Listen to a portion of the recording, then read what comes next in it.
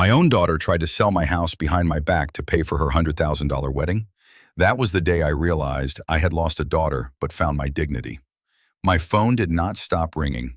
There were 23 desperate calls from her that day, but for the first time in years, I felt no urge to answer. Each vibration was like an echo of all the times I had rushed to solve her problems, to open my wallet, to sacrifice my peace for her momentary happiness. I sat on the couch in my living room. Yes, my living room in my house. I looked at the family photos hanging on the walls. In each one, I was smiling, proud, believing I was building beautiful memories with my only child. How naive I had been. For years, I confused being used with being loved. For years, I paid for the affection that should have been free. The phone continued to ring. This time it was an unknown number. I hesitated for a moment, but something told me to answer. It was my daughter's fiancé, Roberto, sobbing on the other end of the line. "Sir, please forgive me," he said, his voice shaky. "I had no idea. She told me you had given your consent to sell the house. I thought it was your decision." There I was, listening to the apologies of a man who was not even family, while my own daughter had tried to swindle her own father. A stranger was asking for forgiveness for something my daughter had done. The irony was so bitter, it almost made me laugh. But to understand why that call was so important, why those 23 previous calls did not move me an inch, I need to tell you how I got to that point. I need to tell you the story of a father who learned the hard way the difference between unconditional love and being an emotional ATM. For 32 years, I believed being a good father meant always saying yes. I thought my value as a person was measured by my ability to solve my daughter's problems, by how quickly I could pull out my wallet when she called me crying. Every tear was an order for me. Every "Dad, I need" was an emergency that required my immediate attention and, of course, my money. But that morning, when I discovered that she had been showing my house to potential buyers and telling them I had already consented to the sale, something inside me broke. It was not just the betrayal, it was the awakening. It was realizing that to her, I was not her father. I was simply an obstacle between her and the money she needed for her perfect wedding. The house that I bought with the sweat of double-shift jobs, the house where she grew up, where I taught her to walk, where we celebrated her first birthdays, for her, it was no more than a business transaction. And I, her father, did not even deserve to be consulted about my own property. When I finally confronted her that morning, her response was the final alarm. "Dad, it's just a house," she said. "You can buy another smaller one. My wedding is once in a lifetime." Just a house. 30 years of mortgage payments, of sacrifices, of building a home, all reduced to a single, disposable object. But what hurt the most was not her words, but the casualness with which she said them, as if it were obvious that I should sacrifice my life savings for her whim. In that moment, I decided to do something that would change everything forever. I decided to value myself as much as I had valued her all those years. My father always taught me that family came first, but he forgot to teach me that it should be reciprocal. I grew up in a modest home where personal sacrifice was seen as a virtue. My mother worked cleaning offices until late at night, while my father held 2 jobs to support us. They were my example of total dedication, of unconditional love translated into sweat and tears. "A man is measured by what he is capable of doing for his family," my father would repeat every time I saw him come home exhausted, but with a forced smile. Those words were etched so deep in my soul that they became my philosophy. Unfortunately, I completely misinterpreted their meaning. For decades, I believed that loving meant giving without receiving. That being a good father meant becoming an inexhaustible source of resources without expecting recognition. My parents sacrificed, yes, but there was reciprocity in their marriage. There was mutual gratitude and respect. What I developed with my daughter was something completely different. A one-sided relationship where I gave and she took, where I wore myself down and she grew more demanding. When my wife passed away, my daughter was only 12 years old. I became both mother and father, taking on roles I did not know how to fill.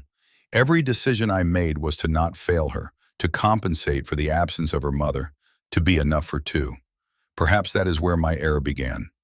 trying to fill an emotional void with material provisions. I vividly remember the first expensive gift I bought her after the funeral. It was a pink bicycle she had seen in the window of a sporting goods store. It cost more than I could afford, but her eyes lit up in a way I had not seen since we lost my wife. In that moment, I associated her happiness with my ability to provide expensive things. It was a fatal mistake that would mark the next 20 years of our relationship. My upbringing had taught me solid values: hard work, honesty, responsibility. But no one had prepared me to raise a teenage daughter alone in an increasingly materialistic world. Every "I can't afford that" felt like another loss for her, as if I were failing her again after not being able to save her mother. The values my parents instilled were beautiful in theory: family, loyalty, generosity, sacrifice. But I applied them in a toxic way, without limits, without reciprocity, without teaching my daughter that receiving also implies responsibilities. My parents gave, but they also demanded respect and gratitude. I only gave hoping that love would come naturally as a consequence. During her college years, I worked extra shifts to pay for her private education, her study trips, her apartment near campus. I made every sacrifice with joy, imagining the day she would graduate and thank me for giving her opportunities I never had. But graduation came, and instead of gratitude, I received new requests: a better car, a trip to Europe, money for a deposit on her first apartment. It was the independence that I had completely financed. My humble childhood taught me the value of money, but paradoxically, that same education led me to financially spoil my daughter. I wanted to give her everything I did not have, without realizing that I was also taking away everything I did have: the satisfaction of self-effort, the gratitude for what was received, the respect for the sacrifice of others. My family's Sundays of my childhood were filled with conversations about shared projects, family goals, and mutual support. In my parents' house, everyone contributed according to their abilities, and everyone received according to their needs. But in my relationship with my daughter, I had become the only contributor and she the sole beneficiary. By the time she turned 25, I had spent more money on her than my parents had spent on my entire education and youth combined. But while I had left my parents' house with emotional tools and solid values, she was leaving mine with disproportionate expectations and a total inability to value the effort of others. The principles that guided my parenting were noble, but I applied them without wisdom. I confused love with indulgence, support with dependency, generosity with a lack of boundaries. And the saddest part is that for years I felt proud of my paternal sacrifice, without realizing that I was creating an emotional monster who would eventually see me only as a means to her ends. Every penny I invested in her was an investment in our future together. Or at least that is what I told myself during sleepless nights as I checked my bank accounts and watched the red numbers multiply. Ever since I became a widower, every financial decision revolved around a simple question: will this make my daughter happy? During her adolescence, I developed a routine that I now recognize as self-destructive. I worked the morning shift at a textile factory. I would eat lunch quickly in my car and then head to my second job at a warehouse until 10 at night. On weekends, I cleaned offices for extra income. All of this Herculean effort had a single purpose: to maintain the standard of living I considered appropriate for a responsible widower's daughter. When she turned 16, her friends at the private school began getting cars as birthday gifts. Of course, my daughter needed hers too. I worked 6 months of overtime to save up for the down payment. I vividly remember the day I handed her the keys. Her hug lasted exactly 3 seconds before she ran off to show it to her friends. That night, while she was celebrating with her classmates, I stayed awake calculating how I would pay the next 24 monthly installments. Her college years were a constant parade of financial emergencies. Each semester brought new, unforeseen expenses: specialized books that cost hundreds of dollars, research projects that required sophisticated equipment, academic trips that were absolutely essential for her professional training. I never questioned any of these requests because I had associated her academic success with my success as a father. What hurts me the most to remember are the phone conversations from that time. They always started the same way: "Dad, how are you?" Immediately followed by, "I need you to help me with something urgent." Over time, I stopped expecting the first polite words. I knew every call came with a specific monetary figure and an immovable deadline. During her final year of college, she asked me for money for a graduation trip to Europe with her classmates. The cost was equivalent to 3 months of my salary. When I explained that I could not afford such a large amount at once, her response left me cold. "Dad, all my friends are going," she said. "You can't make me look bad like this. Take out a loan if you have to." A loan for a tourist trip just so she would not be embarrassed in front of her friends. That day, I made my first intelligent financial decision in years. I told her no. Her reaction was devastating. Days of silent treatment, followed by dramatic calls where she accused me of not loving her enough, of being cheap, of ruining the most important moment of her academic life. I finally gave in, not to the loan, but to emptying my emergency savings account. While she was visiting European museums and uploading photos to her social media, I was eating instant noodles for dinner and canceled my dental insurance to make up for the expense. But every photo of her smiling in front of the Eiffel Tower made me feel that the sacrifice was worth it. How wrong I was. After graduation, I found a better paying job and thought we could finally stabilize our financial situation. That was a huge mistake.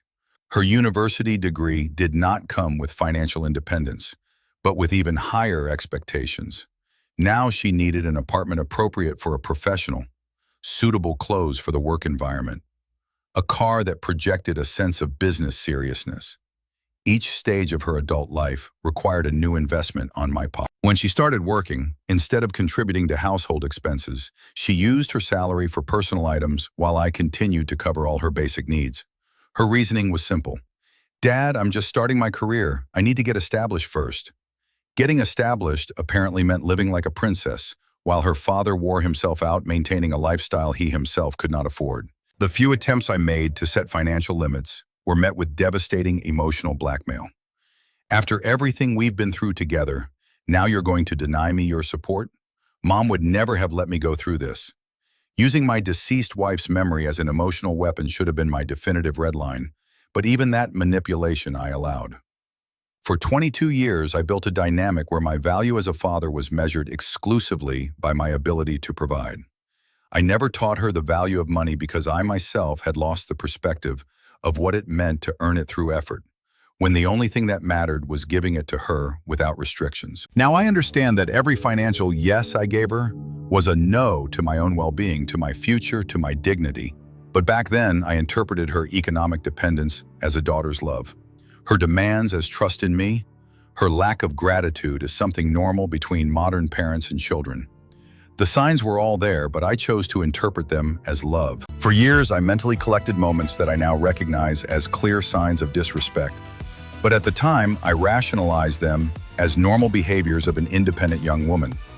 The first time I should have truly realized something was wrong was on her 20th birthday. I had organized a family dinner at her favorite restaurant, a fancy place where a meal for two cost more than I earned in 2 days. I invited her aunts, uncles, cousins, and some of her close friends. Throughout the evening, she was absorbed in her phone, answering messages, taking photos for her social media, basically ignoring everyone present. When it was time for toasts, she briefly stood up, mumbled a "thank you everyone," without looking up from her phone, and sat back down. I had spent almost a month's salary on that celebration. Her family had traveled from out of state. Her friends had canceled other plans to be there. But to her, we were just the decorative background for her birthday photos.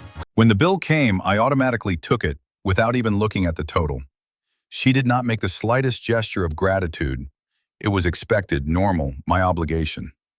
That same night, as I was washing the dishes after everyone had left, I overheard a phone conversation she was having with a friend. "It was fine," she said, referring to her party, "but I would have preferred something more exclusive. My dad always chooses such normal places." Normal places. The most expensive restaurant I had ever been to in my life was normal to her. But what really struck me were not her words about the venue, but the tone with which she spoke about me. There was no affection, no gratitude, no recognition. She spoke of me as she would talk about an employee who had fulfilled his duties in a mediocre way. In that moment, a little voice in my head whispered that something was wrong, but I silenced it immediately. She's young, I told myself. She's in a difficult phase. She will mature. The following months brought more evidence that I continued to ignore. When her friends came over, I became invisible. It was not that she was rude to me in front of them. She simply acted as if I did not exist. They would pass by me without saying hello, use the kitchen without asking permission, and leave messes without cleaning up. She never corrected them, never defended me, never set boundaries on how they should behave in my house. One afternoon, I came home early from work and found 3 of her friends in the living room, having rearranged the furniture to create a better atmosphere for their photos. They had moved my favorite sofa, the one I had bought with my late wife, to an awkward corner. When I gently asked them to return it to its place, one of them looked at me with clear annoyance and said, "It gets in the way of the lighting." My own sofa was getting in the way in my own living room. I waited for my daughter's intervention. I expected her to say something like, "This is my dad's house, please respect his things." But her response was worse than silence. She laughed. She laughed at my discomfort and said, "Oh, Dad, don't be so dramatic. It's just a piece of furniture." Just a piece of furniture. The sofa where her mother and I had spent thousands of nights watching movies. The sofa where she herself had slept as a child when she had nightmares. The sofa where we had celebrated her first academic achievements. The difference in her treatment of other people began to become more evident. When we visited my siblings, she was charming with my sisters-in-law. She helped them in the kitchen, took an interest in their conversations, and treated them with a courtesy I never received. At first, I felt proud of her manners, but I gradually began to notice that this courtesy was strategic. My sisters-in-law adored her, seeing her as the perfect daughter, and they would constantly tell me how lucky I was to have her. Something similar happened with her boyfriends. During her college dating years, she would transform when she had male visitors at home. She would become attentive, considerate, even affectionate with me in front of them. "My dad is the best in the world," she would say while hugging me theatrically. But as soon as they left, she would return to her usual routine, functional indifference. For a long time, I interpreted these differences as shyness or her way of protecting our family intimacy. She does not like to show affection in public, I told myself. She is reserved with her feelings. But the truth was much simpler and more painful. She knew exactly how to behave when it was convenient for her. With me, it was not convenient to pretend respect, because she already had everything guaranteed without effort. The moment that should have completely opened my eyes came during a Christmas family gathering. My older sister had prepared a beautiful dinner, and during dessert, we began to exchange family stories. When it was my daughter's turn to talk about a special memory with me, her response left me stunned. "Oh, I don't know," she said. "My dad is always working. We don't have many stories together." Always working. I worked precisely for her, to support her, to give her everything she needed and much more. And her perception of my sacrifices was that I was simply always working, as if it were a personal choice that had nothing to do with her. As if my double shifts and my sleepless nights were a hobby I enjoyed, instead of the desperate way I kept her lifestyle afloat. That night, on the way back home, I tried to talk to her about her comment. Her response was demolishing in its simplicity. "It wasn't a lie, Dad. I really don't spend much time with you." There was no malice in her voice. There was no intention to hurt. She was simply stating a fact. To her, I was a background presence in her life, someone who provided resources but not companionship, money but not memories. I started to save all the receipts, not out of paranoia but for self-preservation. When the requests became demands, when my house was transformed into a guarantee of her love, that is when I understood that I had raised someone who did not see me as a father, but as a personal bank with emotions. The turning point came when she turned 26 and started talking about, quote, investing in her future. Her late-night phone conversations had evolved from simple requests for money to true sessions of psychological pressure. "Dad, I need you to understand that this isn't an expense, it's an investment. If you don't support me now, I'll never be able to pay you back for everything you've done for me." The manipulation had become sophisticated. It was no longer tears or teenage tantrums. Now she used seemingly logical arguments. She presented me with detailed plans. She told me about unique opportunities that would be lost forever if I did not act immediately. Every no from me was met with statistics about successful parents who unconditionally supported their adult children. During those months, she developed a particularly cruel technique: constant comparison with other parents. Mariana's dad loaned her money to open her boutique, and now she makes more than him, she would say, while checking my bank statement without my permission. Sophia's dad mortgaged his house for her business, and now they live in a mansion. Each story ended with the same implicit conclusion: I was a mediocre father who did not believe in his daughter's potential. The pressure escalated when she met Roberto, her future fiancé. He came from a wealthy family, and from the first moment, my daughter completely changed her life expectations. Suddenly, everything we had built together was insufficient for the new version of herself she wanted to project. She needed an apartment in a more exclusive area, a car that would not embarrass her in front of his family, designer clothes for social gatherings. Dad, I can't show up at his parents' house in my current car, she explained, as if it were the most obvious thing in the world. They're going to realize I'm not at their level. My response that a car does not define a person's worth was met with a look of pity, as if I were an old man who did not understand how the modern world worked. Family visits became exhibition sessions where I was a background prop. When Roberto came for dinner, my daughter would transform our modest house into a carefully staged scene. She would take out the special occasion china. She would buy expensive wine with my money. She would prepare elaborate meals that I ended up paying for, but which she presented as her culinary specialties. During those dinners, I would become the perfect father of a prosperous family. She would talk about our future plans, about our projects together, about how we had worked hard to get to where we were. Roberto saw me as a successful man who had raised an exceptional daughter. The reality was that I worked 60 hours a week to maintain the illusion of prosperity she needed to impress her boyfriend. When Roberto proposed, the demands reached astronomical levels. The wedding had to be perfect because it would be the first impression his family would have of our social class. Every element of the ceremony became a negotiation where I provided the money and she made the decisions. From the venue to the menu, from the decoration to the music, everything had to meet the standards of Roberto's family. "She's your only daughter, Dad. You're only going to get married once," became her favorite phrase every time I questioned an expense. When I mentioned that the budget had already exceeded my possibilities, her response was chilling. "Then we'll have to get creative with the finances." Getting creative meant mortgaging my house. Getting creative meant liquidating my retirement fund. Getting creative meant turning my life savings into a fund for her dream wedding. And when I expressed my reservations, her final argument was demolishing. "Dad, after everything we've invested to get here, you can't back out now. That would be wasting all those years of work." All those years of work, my sweat, my sacrifice. But in her narrative, it had been a joint investment where we had both bet on the same future. The difference was that I had bet my entire life, and she had only bet her ability to ask me for more. The emotional manipulation reached its lowest point when she began to use my wife's memory as a weapon. "Mom would have wanted me to have the perfect wedding," she would say with calculated tears in her eyes. "She always dreamed of seeing me married in a beautiful ceremony." Using the memory of my lost love to justify exorbitant expenses should have been my absolute limit, but even that I allowed. During the months of wedding preparations, I developed chronic insomnia. I would spend the nights awake, calculating numbers, looking for ways to generate the money she needed, exploring financial options that compromised my future.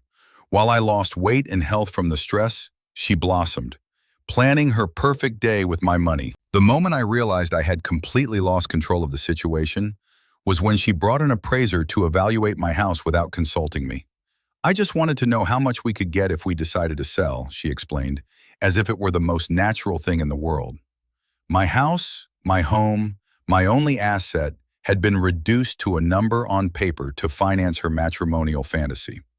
But I still had not understood how far she was willing to go. The marriage proposal came with a list, literally a printed list with detailed costs, deadlines, and my name assigned to each item as the financial guarantor. Roberto had asked for her hand on a Tuesday, and the following Friday, she appeared in my living room with a folder that looked like a business plan for the most expensive family wedding in history.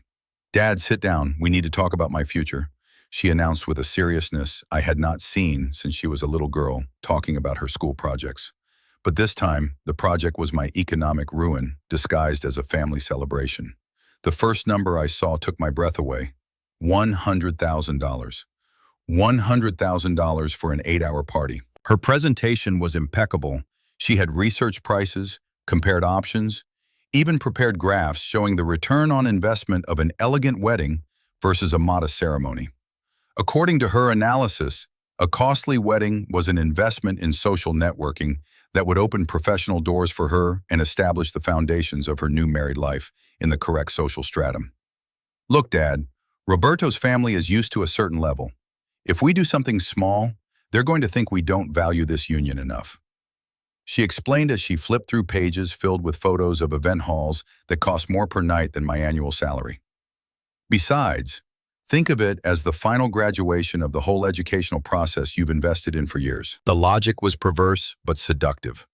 After 22 years of educational expenses, clothes, cars, apartments, and fulfilled dreams, was it not natural that the wedding would be the culmination of all those investments? She had transformed my story of paternal sacrifice into a narrative of corporate investment, where I was the financial partner and she was the promising project. The family pressure began immediately. Roberto, who until then had been courteous but distant with me, suddenly became my best friend. He would invite me to dinner, ask me about my work, and even offered me professional contacts that could help me increase my income for the wedding. His sudden interest in my well-being was transparent. He needed to make sure I was capable of financing the ceremony he expected. Roberto's parents also joined the campaign. During a family dinner at their house, the father spoke to me as an equal for the first time, sharing anecdotes about the wedding expenses of his other children, normalizing astronomical figures as if they were obvious family investments. "A man only marries off his daughter once," he told me with a pat on the shoulder. "You have to do it right." My daughter had orchestrated a social manipulation campaign where the entire extended family pressured me to demonstrate my paternal love through my ability to spend. Every family conversation ended with comments about beautiful weddings they had seen. Every gathering included casual stories about generous fathers who had done everything possible for their daughter's happiness. The veiled threats began when I expressed my first real doubts about the budget. "Dad, I hope you're not going to disappoint me after so many years," she said to me one afternoon when I suggested more economical options. Roberto is used to a certain lifestyle. If his family thinks we can't keep up with their level, this could affect our relationship. The implication was clear. If I did not adequately finance her wedding, I would be responsible for ruining her marriage. Her marital happiness was conditioned on my ability to economically impress strangers who would probably forget the details of the ceremony in 6 months. When I tried to talk to her about more modest alternatives, her reaction was devastating. "Modest alternatives, Dad? Are you embarrassed of me? Don't I deserve to have a beautiful wedding after all these years of being an exemplary daughter?" Exemplary daughter. That was the phrase that hurt me the most because it made me realize that her definition of being exemplary had nothing to do with love, respect, or gratitude, but with her ability to extract resources from me. The pressure escalated when she began showing me photographs of her friends' weddings. "Look how beautiful Carla looked at her ceremony," she said while swiping through images on her phone. "Her dad spent $80,000, but look what precious memories they created." Every wedding was a silent competition. Every ceremony was a yardstick to measure my paternal commitment. The following months became a constant negotiation where I raised practical objections and she responded with emotional blackmail. When I mentioned my concerns about my financial future, she responded that a father who truly loves his daughter does not think about money at times like these.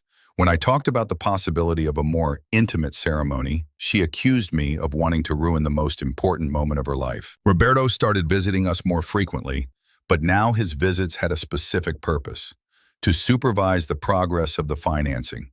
He would casually ask about the preparations, review the to-do lists, and even offered to help me find the best financing options for an event of that magnitude.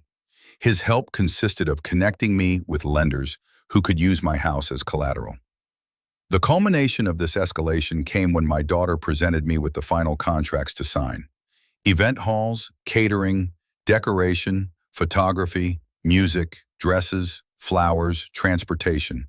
Each service required my signature as the financial guarantor. As I reviewed the documents, she sat next to me with a radiant smile, talking about our big day as if I were the one getting married.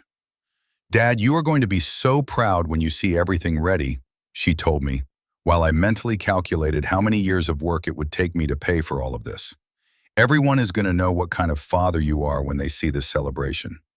The pride she imagined for me was based exclusively on my ability to go into debt, not on the quality of our relationship or on her growth as a person. That night, after signing the first batch of contracts, I stayed awake reviewing my real financial situation. The numbers were terrifying. To fulfill all the obligations I had assumed, I would have to liquidate my savings, mortgage my house, and work until I was 75. All for an 8-hour party that would impress people I did not know and who would probably never think about us again after that night. But I still had not seen the worst she was willing to do. The next 8 months were a downward spiral of requests that multiplied like a financial hydra. Every time I managed to cover a cost on the list, 3 new, indispensable details would appear that no one had mentioned before. My daughter had become a project manager whose only job was to find creative ways to empty my bank account. "Dad, I just realized we need to hire a wedding coordinator," she announced one morning while I drank my coffee before leaving for work. "The planner I hired says it's impossible to manage everything without a professional assistant." An assistant for the assistant. An additional $15,000 to supervise the other expenses that were already ruining me.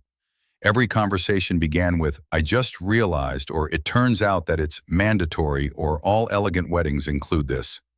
Her vocabulary had evolved into a business jargon where exorbitant expenses sounded like logical, inevitable decisions. "It's about the image of the whole family," was her standard response when I questioned any cost. My routine transformed into something surreal. I worked 12 hours a day at the factory. I would come home to find new bills waiting for me on the table and would spend my nights looking for ways to generate additional income. I started selling personal belongings, my father's tool collection, the watch my wife had given me for our 10th anniversary. I even considered selling my car and using public transportation. Roberto had practically moved into our house during this period, but not to help with the expenses. He was there to supervise that everything was up to his family's expectations. He would sit in my living room, using my Wi-Fi, eating my food, while he reviewed quotes and approved expenses with my money.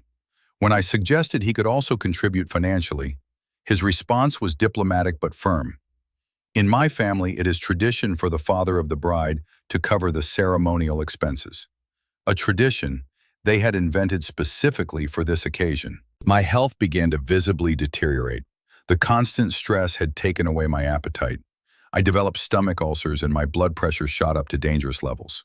When my doctor recommended I reduce work stress, I had to explain that I could not afford to work fewer hours because I had financial commitments to fulfill.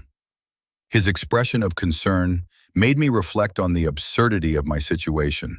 I was literally killing myself to pay for a party. The rejections became more difficult to maintain because my daughter had perfected the art of emotional manipulation. "Dad, if we can't do this right, I'd rather just cancel everything and get married at the courthouse," she would say, with perfectly calculated tears. "I don't want Roberto's family to think we are poor." The threat of cancellation was her nuclear weapon. After having invested so much money, could I allow it all to be in vain? Roberto developed his own pressure strategy. He started talking to me about business opportunities that could help me recover the investment after the wedding.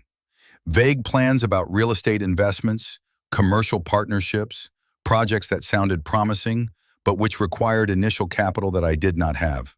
His offers of future partnership were the carrot that accompanied the stick of the present expenses. Weekends became marathons of tastings and decisions, where I was the only one consulted to approve expenses, never to give an opinion on taste or preferences. "Do you like this centerpiece more or this one?" my daughter would ask, showing me options that differed in price by $1,000 but which looked identical to me. My function was to be a financial approval stamp, not a father with valid opinions. The difference in treatment became more evident during meetings with vendors. When we were alone, my daughter spoke to me with impatience, as if I were a bureaucratic obstacle in the process of getting what she wanted. But when the service vendors arrived, she would transform into the loving, proud daughter. My dad wants us to have the best, she would say while theatrically taking my arm. He has always been very generous with me. Generous. That word had become a euphemism for easy to exploit. My generosity was not seen as paternal love, but as a personality trait she could use for her benefit. During one particularly expensive meeting with the florist, something broke inside me.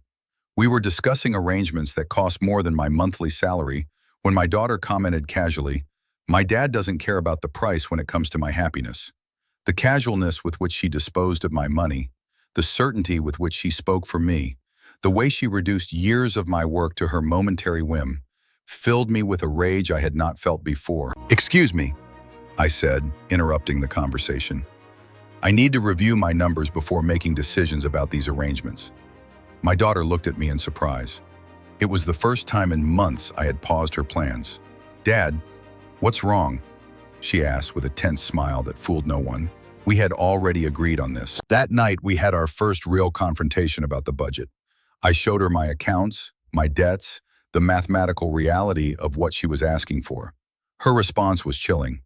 "Dad, we are too far along to turn back now. You will have to find a way. You will have to find a way. Not we will find a way, not let's look for alternatives." I had to find a way to make her impossible fantasy possible. When I suggested reducing some expenses or looking for cheaper options, her reaction was nuclear. "You know what, Dad? If you can't afford to be the father I need for my wedding, maybe you should have thought about it before having a daughter." Her words were like a slap in the face that woke me up from years of blind complacency. For the first time in decades, I realized I had created a monster who saw me only as a means to her ends. But I had yet to discover how far she was willing to go to get her perfect wedding. The final confrontation came on a Tuesday morning that would change my life forever. I was getting ready to go to work when I found a stranger in my living room, measuring the windows and taking photographs of each room. My daughter was with him, showing him the house with a naturalness that chilled me to the bone. "Good morning, Mr. Martinez," the stranger greeted me, extending his hand. "I'm Carlos Mendez, a real estate agent. Your daughter contacted me to do a preliminary evaluation of the property." Preliminary evaluation. The words echoed in my head like funeral bells. My own daughter had invited an appraiser to my house without consulting me, as if the property was no longer mine. "Dad, we need to talk," she said with the voice she had perfected for difficult situations, half sweetness, half determination. "Sit down, please." But I did not sit down. I stood next to the door, feeling like an intruder in my own home, while the real estate agent continued taking notes. "Dad, I've been thinking about creative solutions for the budget issue," she began, with a professional tone that was more terrifying to me than if she had screamed. "The house is appraised at approximately $200,000. If we sell it, we can buy something smaller on the outskirts and use the difference for the wedding and to give you a starting capital for retirement." Starting capital for retirement. She had converted my forced displacement from my home into a retirement plan that I supposedly needed. The manipulation had reached levels of psychological sophistication that left me speechless for several eternal minutes. "Besides," she continued while the appraiser kept working as if I did not exist, "Roberto found a perfect house for you in a retirement community. It has included services, free maintenance, and is close to the shopping center where you could get a less physically demanding job. A less demanding job, a retirement home." My daughter had planned not only to sell my home, but also to completely redesign my future life to accommodate her $100,000 wedding. The real estate agent nodded professionally, as if these conversations were routine in his work. "It's quite reasonable, to be honest," the appraiser intervened, addressing me. "I've seen many families make similar transitions. The parents free up capital for important projects for the children and move to more manageable homes. It's a very common financial strategy today." Financial strategy. My displacement had become a modern trend that I was supposed to embrace with gratitude. Roberto appeared at that moment as if his entrance had been choreographed, with colorful brochures of small houses and communities for active adults over 55. "Mr. Manuel, look what interesting options we found," he told me, extending the brochures with a smile that was meant to be reassuring. "These communities are designed specifically for people in your stage of life. No maintenance worries, organized social activities, 24-hour security, your stage of life. At 58 years old, according to them, my stage of life no longer included being the owner of my own house or having control over my financial decisions. It was time to downsize to facilitate the dreams of the new generation. And what happens if I say no? I finally asked, breaking the silence I had maintained while processing the magnitude of what they were proposing. The question fell like a bomb in the carefully orchestrated room. The appraiser stopped writing. Roberto fell silent. My daughter looked at me as if I had said something incomprehensible. "Dad, why would you say no?" She responded with a confused smile. "It's the perfect solution for everyone. You would have fewer responsibilities. We could have our wedding and everyone wins." Everyone wins. Everyone wins except the man who would lose his home, his savings, and his dignity. "It's just a house, Dad," she continued, with that phrase that had become her justifying mantra. "Houses can be replaced. The memories are in the people, not on the walls." But those walls held 30 years of my life, the memory of my deceased wife, every corner where I had raised my daughter, every improvement I had made with my own hands. Roberto approached, placing a paternal hand on my shoulder. "Mr. Manuel, I understand it's difficult at first, but think about it. No mortgage, no maintenance, no worries. You can enjoy your golden years without the stress of such a large property." Golden years. As if dispossessing me of my assets was a retirement gift I should be grateful for. "Besides," my daughter added with renewed enthusiasm, "imagine how proud Mom would be seeing my perfect wedding. She always wanted me to have the very best." There she was again, using my wife's memory as justification to steal everything we had built together. The decisive moment came when the appraiser began to explain the next steps of the sales process to me, talking as if the decision had already been made. "We could have the property on the market by Friday," he said while taking more photographs. "With the current market, I estimate we would have offers in 2 weeks." "Stop," I said with a voice I did not recognize as my own. "Stop right there." The three of them looked at me in surprise. "This is my house. I decide if it is sold or not sold. I decide if I move or not move. And I decide how much I am willing to spend on a wedding." The silence that followed was deafening. For the first time in years, I had established a clear boundary. For the first time in decades, I had put my needs on the same level as hers. The appraiser uncomfortably put away his notebook. Roberto took a step back, and my daughter looked at me with an expression I had never seen before. Genuine surprise. "Dad, what's wrong?" she asked in a trembling voice. "I thought we could solve this as a family." As a family. But in her definition of family, I was the only one who sacrificed, while the others made decisions about my life. "No," I repeated with more firmness. "I am not going to sell my house, I am not going to move, and I am not going to mortgage my future for a $100,000 wedding." Each no felt like recovering a piece of my dignity that I had lost in years of blind complacency. Her reaction was immediate and devastating. "Then you won't have a daughter." Her words hung in the air like a family death sentence. The appraiser quickly excused himself and left the house, taking with him the professional atmosphere that had kept the conversation civilized until that moment. Roberto mumbled something about giving us space to resolve this as a family and disappeared into the kitchen, leaving us alone for the final confrontation. My daughter looked at me with a coldness I had never seen in her eyes. For 30 eternal seconds, I waited for her to take back her words, to say that she had spoken in a moment of frustration, to acknowledge the madness of what she had just declared. But her silence confirmed that she had said it completely seriously. "Perfect," I responded with a calm that surprised me. "If that is your decision, I will have to learn to live without a daughter who only values me for my bank account." My response left her stunned. She had clearly expected that her final threat would make me give in like all the previous ones, that the prospect of losing her would force me to mortgage my house and my future. She left the house that same afternoon. There was no dramatic slamming of doors or tearful goodbyes. She simply collected her belongings with a business-like efficiency, as if she were vacating an office after resigning from a job. Roberto helped her load her bags, carefully avoiding my gaze. Before leaving, she turned to me one last time. "I hope you're happy with your decision, Dad," she said in a tone that was meant to be dignified, but which sounded more like the calculated tantrum of an adult who had not heard no enough in her life.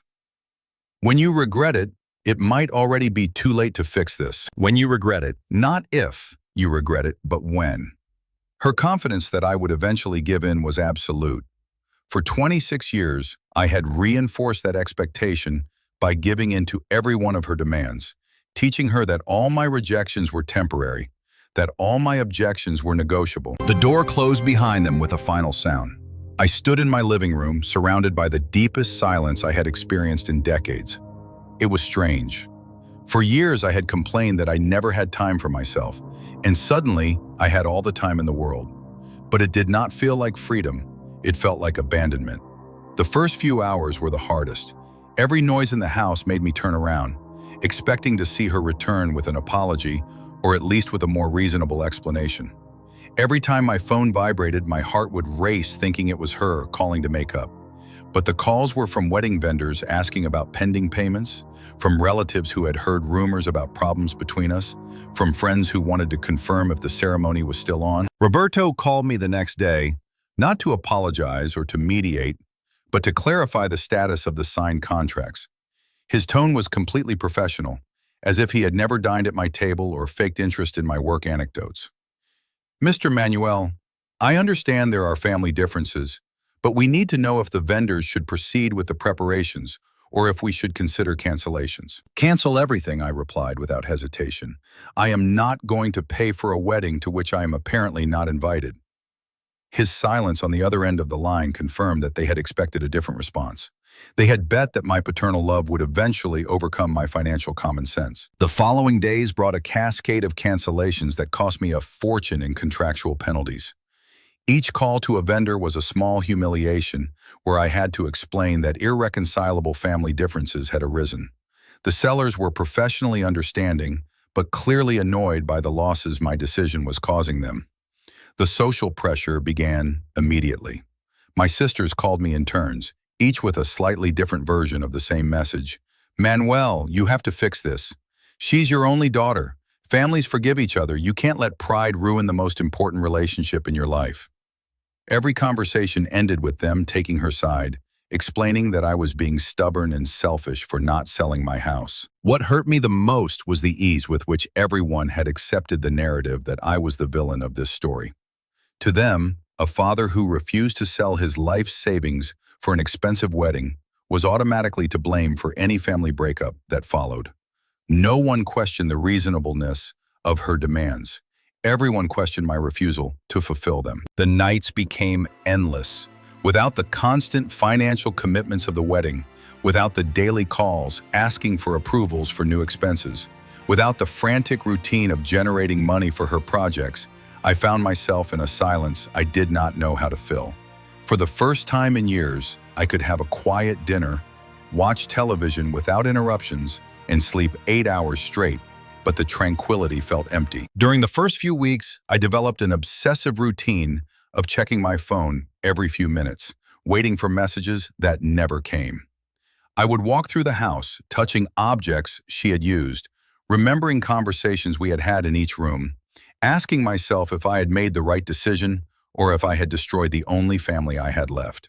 Work friends started treating me with uncomfortable pity. "How are things at home, Manuel?" they would ask, with voices filled with compassion, as if I were terminally ill. When I briefly explained the situation, their responses followed a predictable pattern. "It will surely work out. Daughters always come back. Give it time." But as the weeks turned into months, the reality of what I had lost settled like a slab on my chest. It was not just that I had lost my daughter. I had lost the only relationship that had defined my identity for more than 2 decades. Without her constant crises, without her urgent needs, who was I? What was I working for?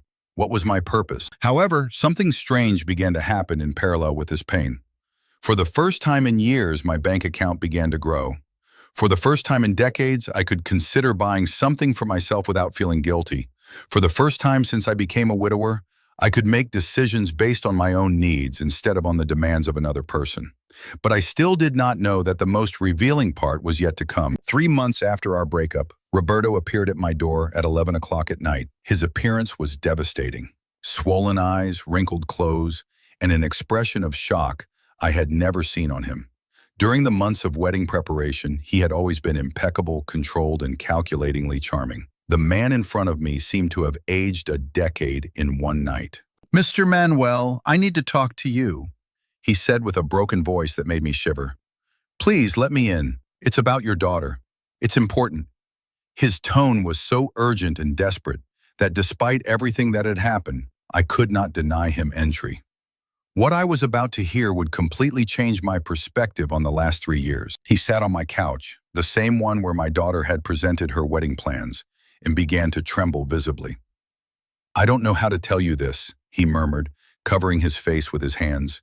"All this time, all these months of preparation, she has been lying to me about something fundamental, something that changes everything." My heart began to beat faster.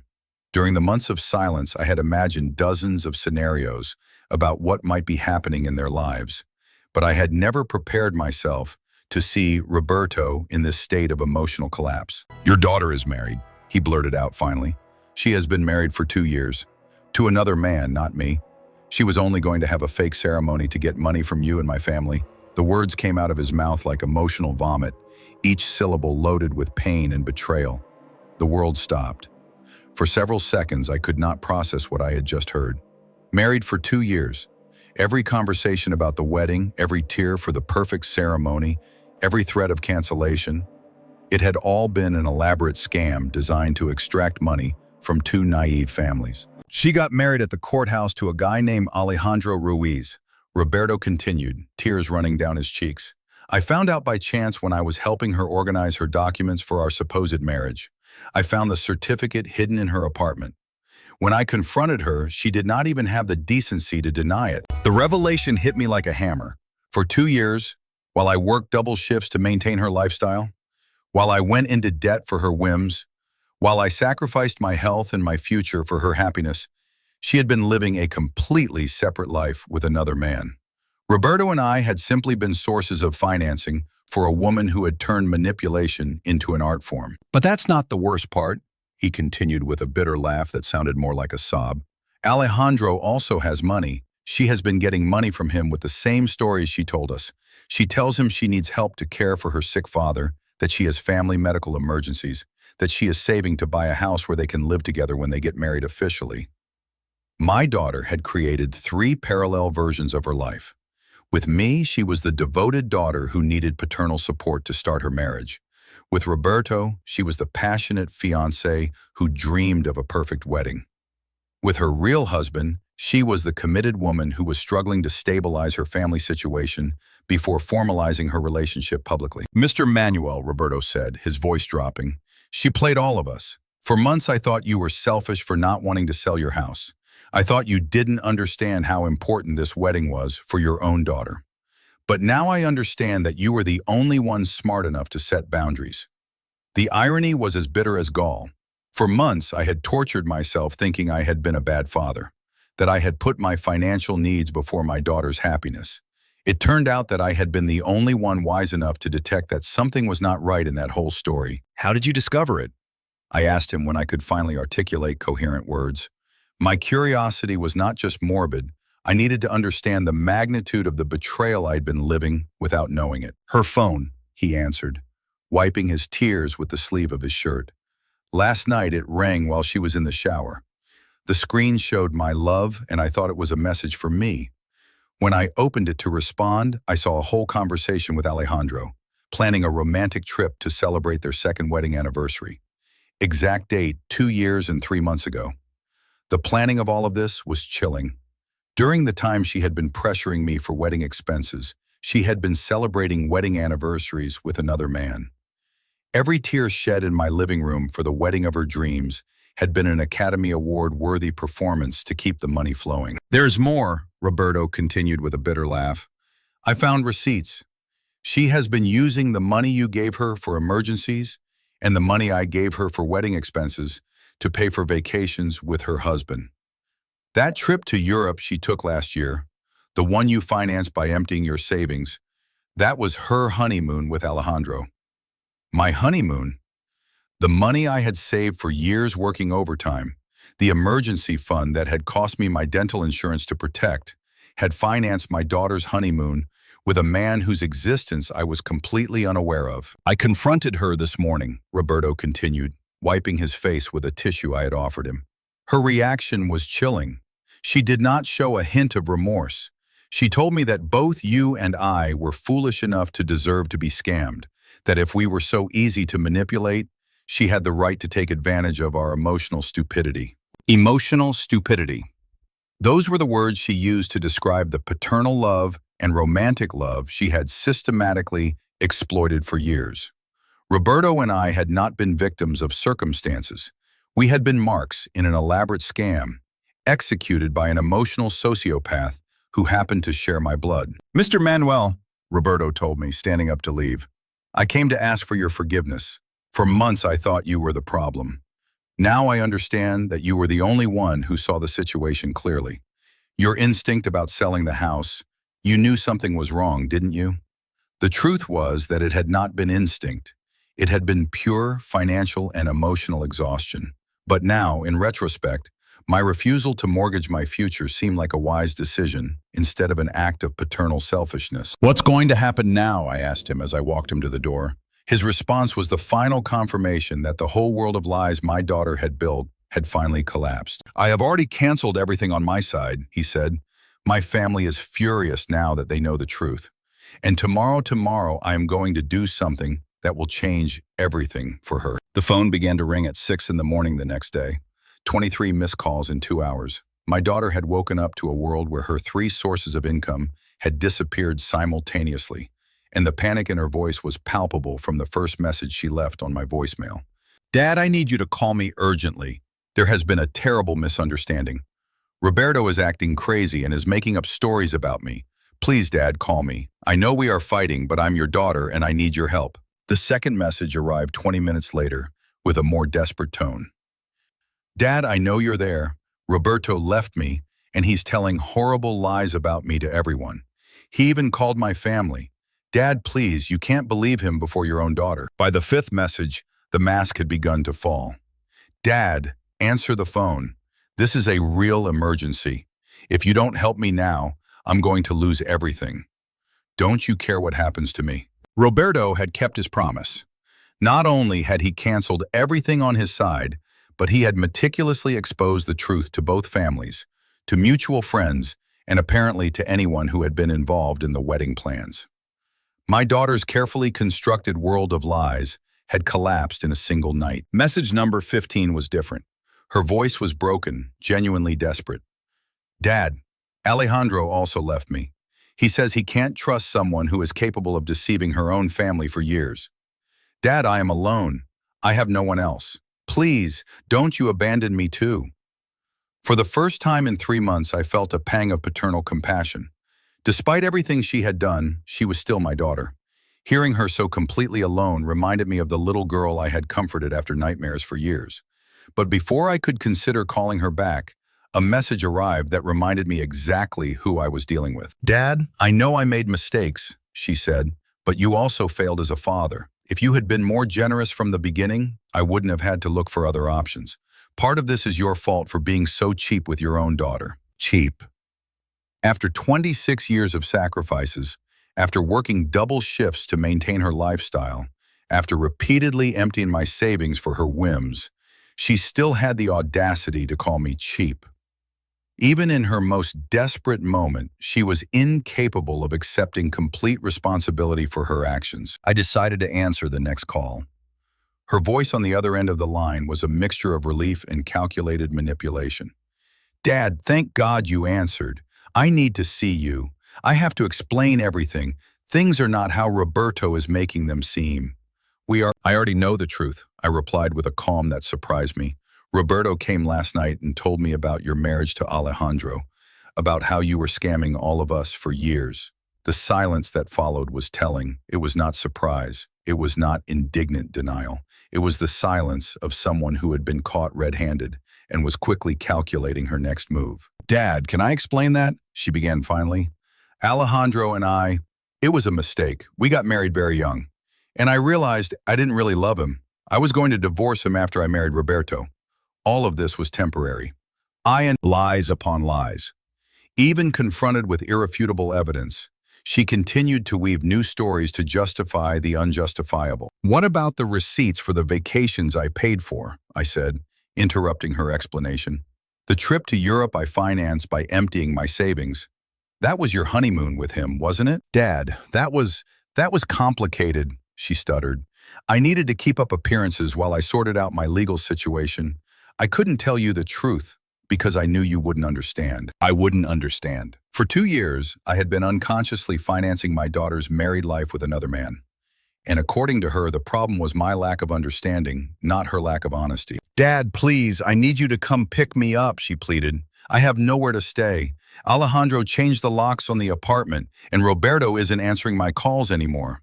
You are my family. You have to help me. The request both broke my heart and infuriated me simultaneously. After months of silence, after telling me I would not have a daughter, after years of lies and manipulation, now I was her family when she no longer had options. Where have you been living these 3 months? I asked her. Her answer confirmed my most cynical suspicions. I have been staying between Alejandro's house and the apartment that Roberto lent me, but now they both kicked me out. 3 months without contact with me, but living comfortably between 2 men who were financially supporting her. Her loneliness and abandonment had been as manufactured as everything else in her life. Dad, I know I made mistakes, she continued, her voice growing strained, but I've learned my lesson. If you give me a chance, I can prove I've changed. I just need a place to stay while I sort out my life. A place to stay, not a genuine apology, not a recognition of the damage she had caused, not a plan to make amends. Just another request for resources, this time disguised as repentance and personal growth. No, I responded. I'm not going to pick you up. You are not going to stay in my house. And I am not going to finance another chapter of your life while you figure out how to manipulate the next person who crosses your path. Her reaction was immediate and revealing. How can you be so cruel to your own daughter? I'm on the street. Do you want me to end up sleeping on the street? Cruel. The father who had worked tirelessly for 26 years to give her everything she wanted was now cruel for finally setting boundaries. The woman who had systematically scammed her family for years saw herself as the victim in this situation. You are 26 years old, I replied. You have a college education that I paid for. You have work experience. You have the ability to take care of yourself if you stop looking for someone to exploit to do it for you. You're my father, she screamed with a desperation that would have worked 6 months ago. You're supposed to love me unconditionally. I do love you, I responded with a deep sadness. But love does not mean allowing you to use me as an emotional ATM for the rest of my life. Love also means setting boundaries so you can learn to be a decent person. The call ended with her hanging up on me furiously, but for the first time in years, I felt no urge to call her back, to apologize, to give in. I had finally seen the full extent of what I had created, and I knew that rescuing her once more would only perpetuate the cycle. The following calls were less frequent, but more venomous. When the pleas did not work, she returned to threats and insults. But they no longer had any power over me. I had seen behind the curtain, and what I had found there had liberated me forever. 6 months after my daughter's last call, I opened my eyes on a Sunday morning, and for the first time in decades, I did not check my phone. The silence from the device no longer hurt. It had become an ally, a reminder that my life was my own again. I began the healing with something simple, painting the walls that had witnessed so many arguments.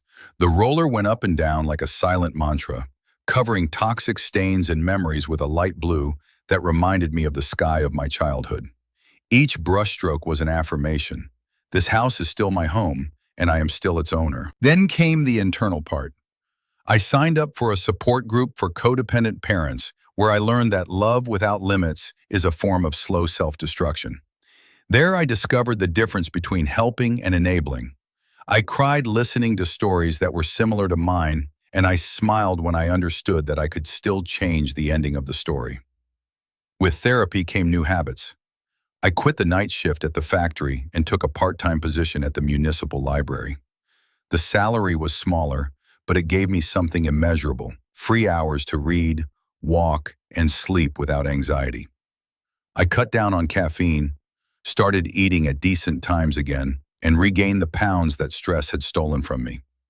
The money that used to disappear on other people's whims started to stay in my account.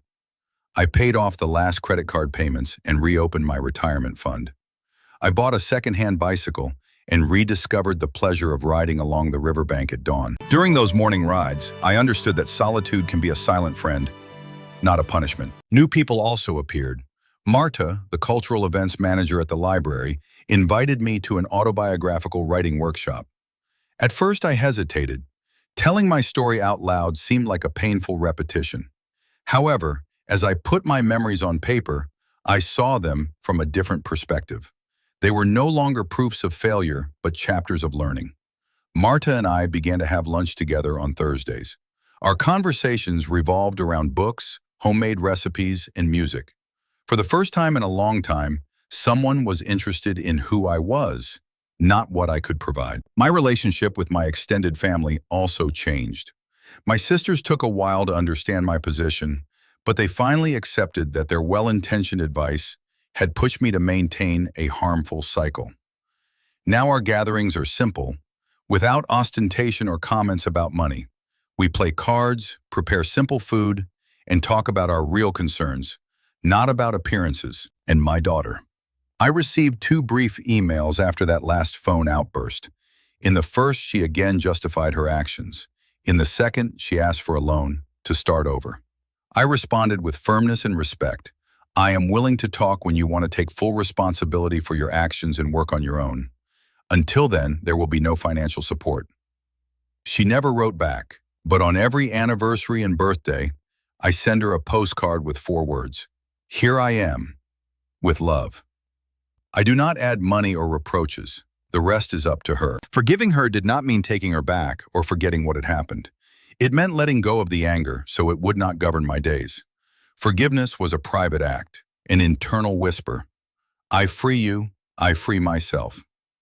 Boundaries, on the other hand, are public and firm. No one crosses the door of my house without respect. No one signs contracts with my name. No one decides about my future but me. Today I can say that I understand the difference between loneliness and fullness. Loneliness is the absence of voices. Fullness is the presence of self-esteem. I enjoy my Sundays reading on the porch. I listen to vinyl records I had stored since my youth, and I cook the recipes my wife and I invented when we first got married. Sometimes nostalgia brushes against me, but it no longer knocks me down. It reminds me that I loved, that I lost, and that I am still alive. Marta and I organized a book club for seniors. Every Tuesday, 10 neighbors meet at the library to share underlined pages and cups of tea. Seeing them laugh, I understand that relationships based on mutual respect are worth infinitely more than any grandiose celebration. I have learned that personal dignity is not negotiable, that self-love is the foundation upon which healthy bonds are built. Inside the old oak dresser, I keep the receipts I once accumulated for fear of being accused of being cheap. I no longer need them, but I keep them as a reminder. The price I paid for confusing affection with complacency. When a parent in my support group hesitates to say no to a child, I take one of those papers and unfold it on the table. There is no need to explain anything. The number and the look of relief on my face tell the whole story. They say blood is thicker than water. I reply that respect is more vital than both. If one day my daughter knocks on the door, willing to talk as an adult, I will receive her with open arms and eyes, but she will arrive knowing that her father no longer nullifies himself to earn affection. Meanwhile, life continues. Peaceful, honest, mine.